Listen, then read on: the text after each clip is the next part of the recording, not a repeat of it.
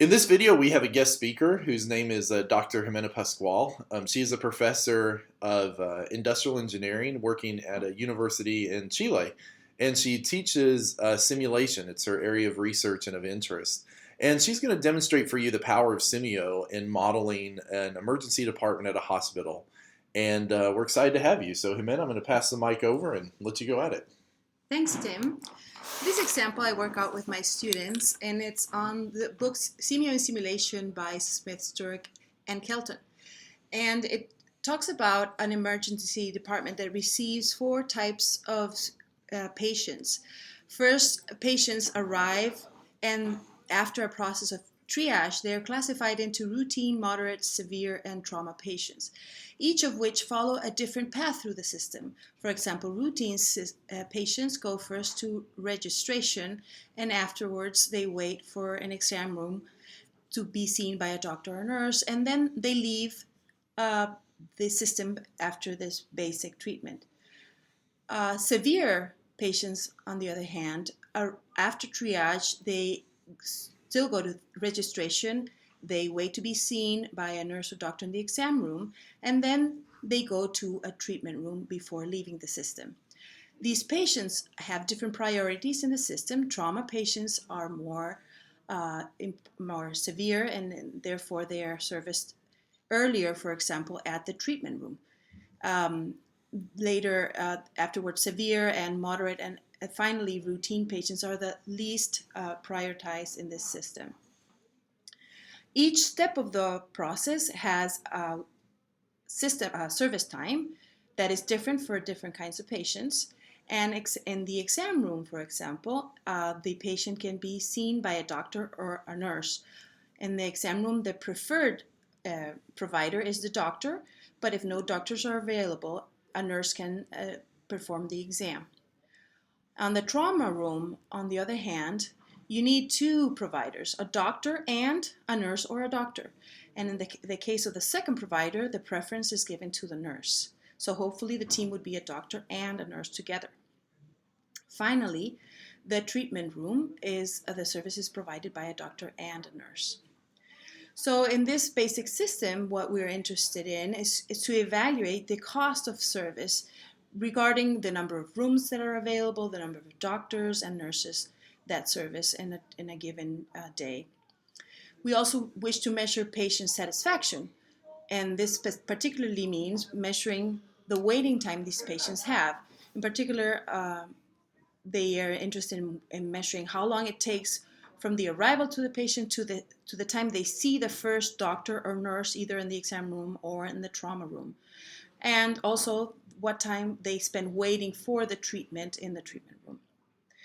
Oftentimes, we measure satisfaction as the proportion of patients that wait more than, for example, half an hour. And another objective could be to measure the number of non-urgent patients in the system, given that oftentimes there are many of them and they congest the system for other more urgent patients.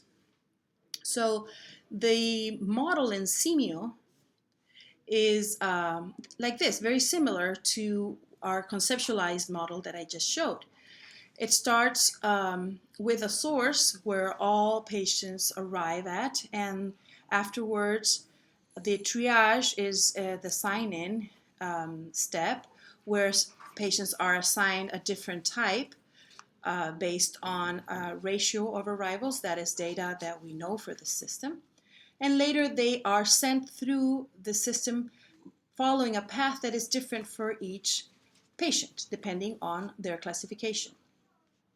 So how do we do that? In this case, we have a source that is the arrivals. We have servers that provide service with service times. And in this case, registration, trauma, and exam represent rooms. Once the patient is assigned a room, and for that their priority is taken into account, then a doctor or nurse, or depending on the requirement, is seized to do the processing, the treatment in each of these rooms. And so we have for different patients, we have resources that are doctors and nurses. And to define the relationship between these and the flow of these patients in the system, we use data tables. For example, patients are 4 types. They have a different priority. They have a patient mix, which represents the percentage of arrivals that are of routine. For example, in this case, the majority of the patients are routine type. The minority are urgent types, which is the trauma patients, urgents here. And then these are the names of the statistics that we want to collect, routine or severe, the waiting times. We also have paths for each of the patients. So routine patients sign in, then go to registration, and then go to the exam room, and then they leave. And at each of these steps, they have different service times that are given by random distributions. For example, the uniform distribution between 3 and 7 minutes for the registration of a routine patient. Moderate patients have a different path. They sign in, they go to registration, then to the exam room, and then to the treatment room, and finally they exit the system. And they have, again, different processing times for these different steps.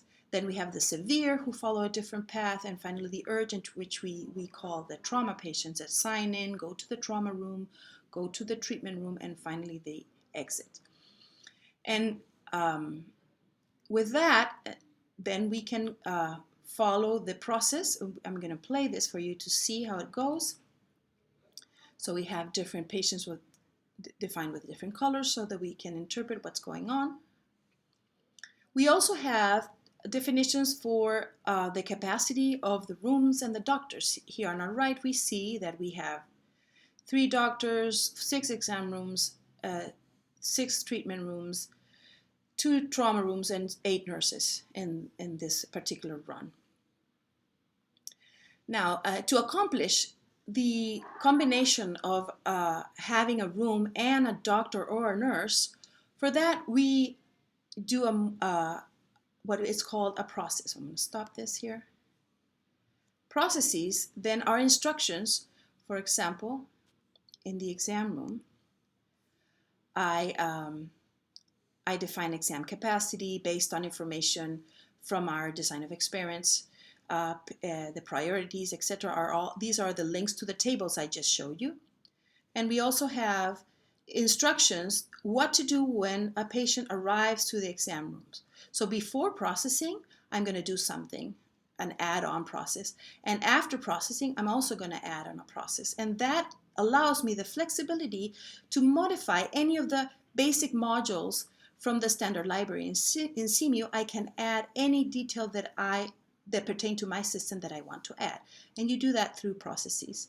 So for example, these 2 processes allow me to seize a nurse or a doctor in a particular order and release them before and after processing. This other process here allows me to take particular statistics, for example, on the waiting time of a patient in the system.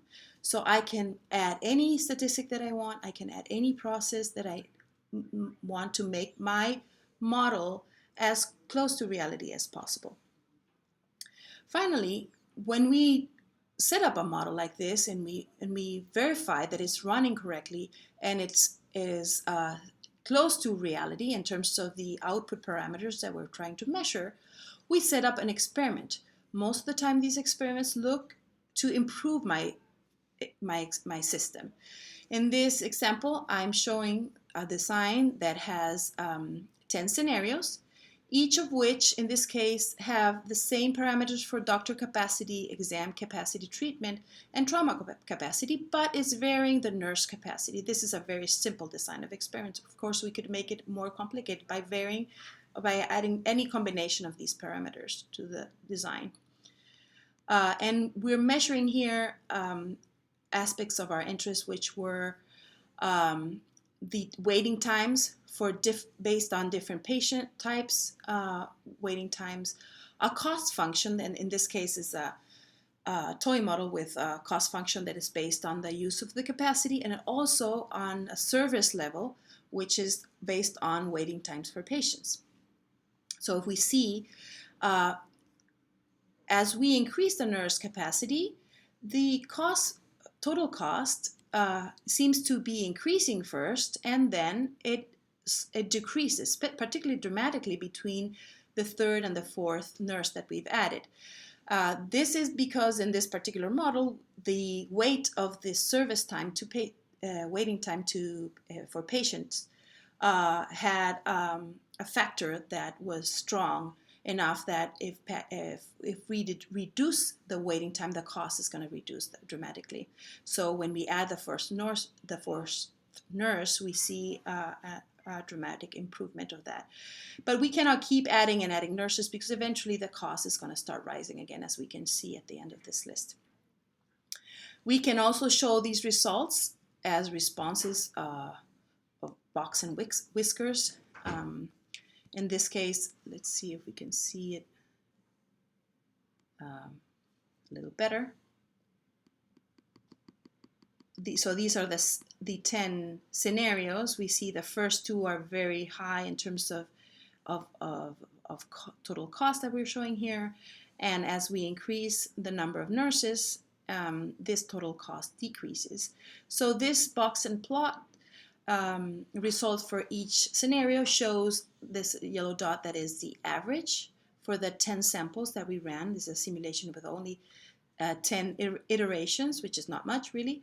It shows you the confidence interval for this mean.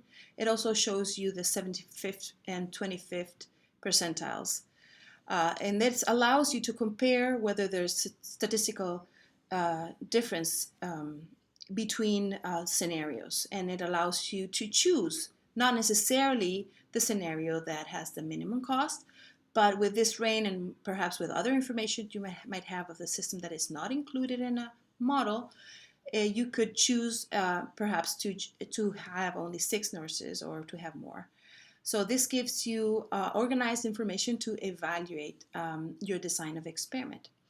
Something else that you could do, which is not included in this example, is to try to optimize your experiment by defining capacity for the doctor, the exam room, etc. And often simulation languages such as Simio have an add-on that is an optimizer.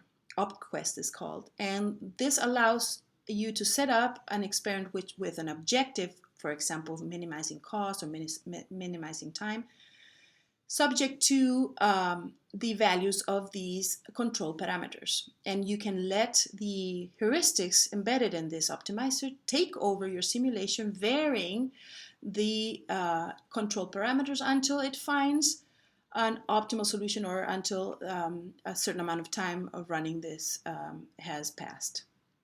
And that, Tim, is the basic case of the ER department. Thank you, Amanda. Hey, that is very insightful. Have you worked on one of these before in real life? Have you modeled?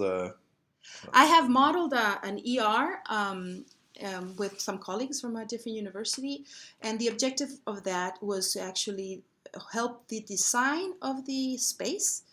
In which case it's a bit more sophisticated than this. You use a map of the place and you assign the different rooms in different areas, and you measure things such as how many steps do nurses take, or how many kilometers, in fact, do they walk during a day in order to perform their duties. And you can also measure the impact of adding, for example, a new dressing room before a lab room, or changing an exam room into a trauma room, and see the impact of that. Also, you can measure the impact of having different schedules for doctors and nurses, and you can also study the impact it in the future would have to increase the number of patients that are serviced by this ER. So it's very interesting to see how industrial engineering helps in the design of hospitals. So that's even a facility design type problem, yes. in addition to process flow, kind of Exactly. a facility design take using simulation. Okay, thank you for your time, Amanda. You're welcome. Enjoy your class.